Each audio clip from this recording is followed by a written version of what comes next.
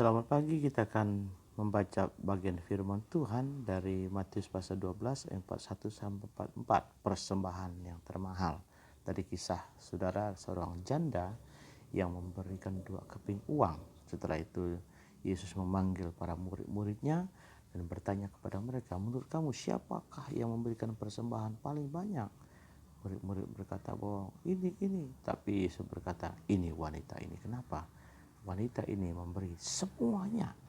Tidak ada 1 rupiah pun yang tinggal di rumah. Nah, saudara dikasih Tuhan, kita akan melihat 3 hal. Dari pihak yang memberi, yang kedua dari pihak yang menerima, yang ketiga makna persembahan termahal. Setiap minggu kita melihat kantong persembahan berjalan di gereja. Banyak ragam jemaat yang mengulurkan tangan dan memberi. Namun pertanyaan bagi kita, apa yang dimaksud dengan persembahan? Kepada siapa persembahan itu diberikan? Nah, jadi apa makna persembahan yang termahal? Suatu saat ditanya kepada pengorbanan apakah yang terbesar, yang telah termahal yang saudara lakukan. Dan dia berkata, ada orang berkata, oh mengampuni orang bersalah kepadanya. Saya percaya kalau ditanya apa yang Yesus kerjakan sebagai karya termahal bagi manusia, yaitu menebus, mengampuni dosa kita, turun ke dunia ini, mau jadi hamba, rela menderita dan mati di kayu salib, dihina dengan penderitaan yang begitu tragis. Nah, saudara, kita melihat hari ini, kita akan mengupas rahasia persembahan yang termahal. Karena persembahan kita ini ditunggu-tunggu oleh Tuhan. Saudara, Yesus melihat dan terlebih memperhatikan semua pemberian baik, besar, kecil, kaya, miskin, terpelajar, orang biasa, majelis atau jemaat. Jadi Yesus saudara lihat apa yang saudara beri. Barangkali kita memberi, orang lain tidak lihat, orang lain nggak tahu. Tapi saya mau kasih tahu, kalau saudara memberi, ya, tidak memberi pun Yesus juga melihatnya. Nah, ia melihat bagaimana, menunjukkan bahwa ia mau tahu cara seorang memberi, kenapa dia memberi, berapa yang sisa. Tidak ada perkara yang tersembunyi atau luput dari pandangan Allah.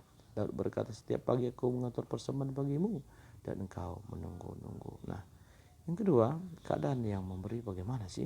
Orang kaya memberi banyak karena kelimpahan. Janda miskin memberi 2 peser seluruhnya. Jadi Yesus melihat sebenarnya apa yang tinggal. Janda memberi dari kekurangan. Janda memberi semua hidupnya, semua yang ia punya. Persembahan adalah Roma pasal 12 ayat 1. Seluruh hidup kita dipersembahkan kepada Tuhan. Sebab persembahannya adalah satu-satunya modal untuk mempertahankan hidupnya. Seharusnya dia pulang gereja masih punya uang 2 peser untuk makan. Tapi dia persembahkan semua kepada Tuhan. Alkitab nggak mencatat setelah dia pulang ke rumah dia mati. Kalau mati berarti salahlah Tuhan, ya kan? Enggak. Tuhan menjamin kehidupannya selanjutnya. Saudara dikasihi Tuhan, William Berkeley berkata, menyatakan persembahan yang termahal adalah pemberian yang menyakitkan si pemberi. Itulah yang diistilahkan korban. Jadi kalau namanya korban, seorang pemberi itu menjadi sakit gara-gara itu, kehilangan sebenarnya. Nah, kita belajar hari ini yang kedua, keadaan si pemberi. Masih di situ, Abraham memberi buah hatinya. Sudah itu menyakitkan, berkorban, ya kan, memberi Ishak satu-satunya. Hana mempersembahkan Samuel, satu-satunya putranya yang dia nantikan bertahun-tahun, tapi dia beri kepada Tuhan. Yefta mempersembahkan anak tunggalnya. Maria mempersembahkan kandungannya. Hari pernikahannya di bulan madunya dipersembahkan kepada Tuhan. Saudara Paulus mempersembahkan darahnya tertumpah bagi orang percaya. Filipi 2 ayat 17. Jadi saudara, itulah pemberian itu. Apakah saudara sebenarnya mengalami suatu pengorbanan? Respon jemaat yang memberi. Nah, saudara, kalau jemaat diajak memberi, kira-kira respon seperti apa? Banyak orang meresponi dengan mengeluh bahwa gereja selalu minta uang. Nah, tetapi ada yang memberi persembahan dengan semangat. Ya, jemaat saya dulu di Jepang, ya, dia baru jadi Kristen dari non Kristen, tapi dia suatu saat kantong persembahan dijalankan, dia tidak punya uang, dompetnya nggak ada uang, persembahan jalan, dia berpikir, Tuhan, aku tidak mau melewati kantong persembahan ini kosong. Dia ambil gelangnya di tangannya, dimasukin ke dalam kantong persembahan, Dan akhirnya yang tukang menghitung persembahan kaget, ini ada gelang emas. Akhirnya rupanya bayangkan dia tidak mau, sudah tidak memberi persembahan kepada Tuhan. Baru jadi Kristen, saudara. Nah, ada seorang nenek yang memberikan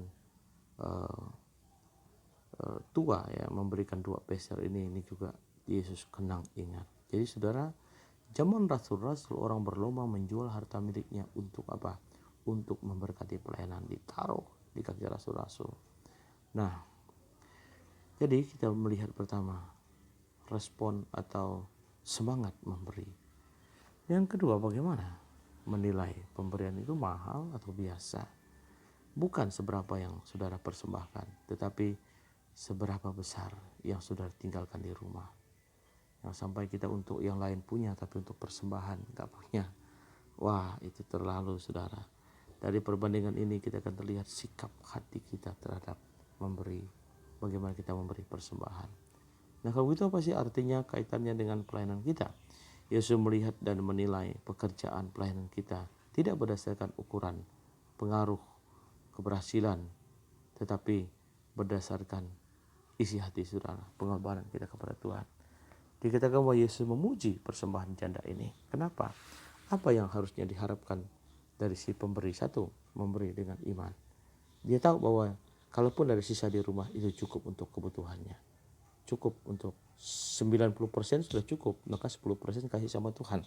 Tapi kadang orang berpikir lain. Dia berpikir 100% juga gak cukup. Ya 500% pun gak cukup kadang-kadang.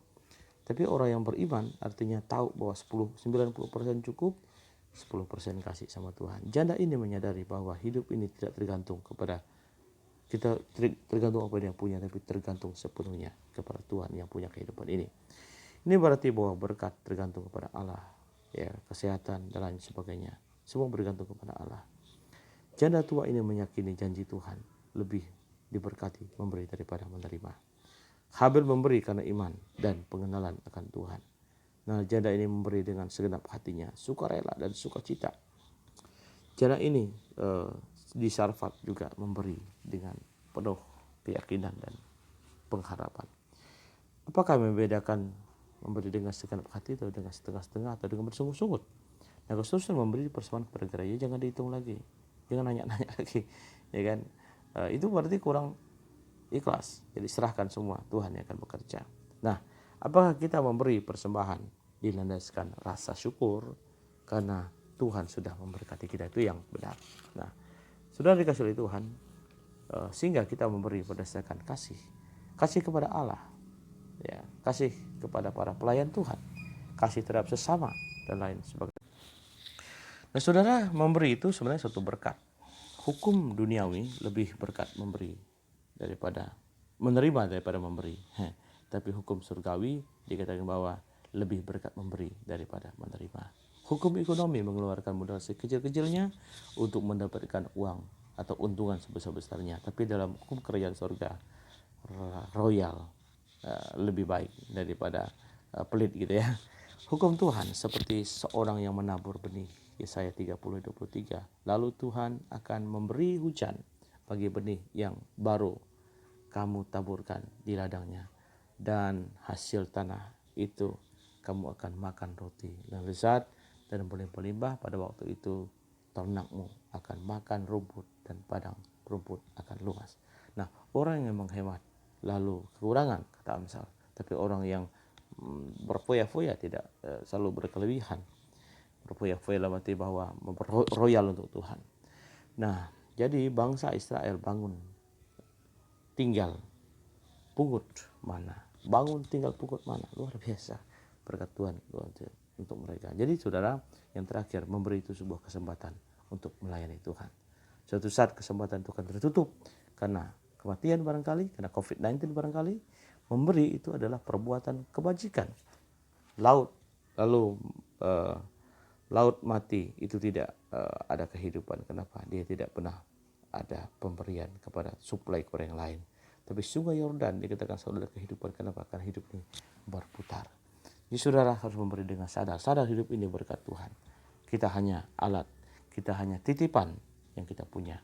Tanpa Tuhan hidup ini sia-sia dan kosong, tidak ada apa-apanya. Jadi jangan memberi karena emosi, karena seperti Ananias dan Safira, memberilah karena kita sadar bahwa Tuhan memberkati hidup kita. Selamat pagi, Tuhan Yesus memberkati.